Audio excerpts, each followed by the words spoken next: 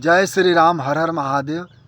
एक छोटा वाक्य છે, નાના વાક્ય છે, જય ગિરનારી। ગિરનાર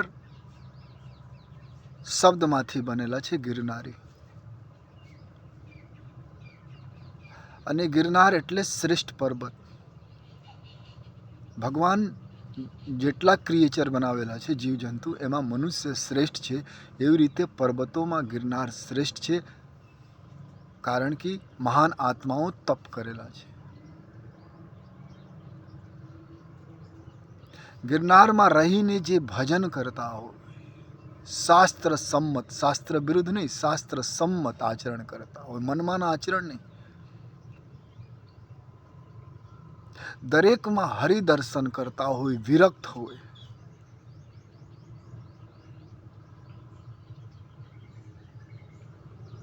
ખૂબ ભજન કરતા હોય, વિરક્ત હોય, દરેકમાં હરિદર્શન કરતા હોય, ધર્મ મજબૂત કરતા હોય, એવા લોકોને જય ગિરનારી બોલાય।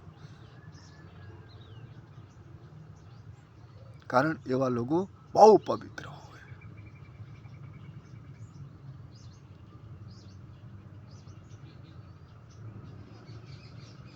હિમાલય જ્યારે ન હતા ત્યારે ગિરનાર પર્વત હતા। ભૂવૈજ્ઞાનિક હોય એના से સવાલ કરજો, હિમાલય ન હતા ત્યારે ગિરનાર હતા।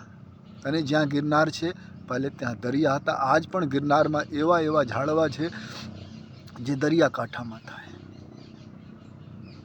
તો વિચાર કરો, હજારો વર્ષોથી નહીં, લાખો વર્ષોથી જે જગ્યામાં અનગિનત મહાન આત્માઓ તપ કરેલા છે, અને એવી જગ્યામાં આજે પણ કોઈ તપ કરતા હોય, એવા મહાન આત્મા હોય, એને જય ગિરનારી બોલો ને તો 7 જન્મ તો છોડો, 1000 જન્મના પાપ ટલી જાવે, 1000 જન્મના પાપ ખતમ થઈ જાવે।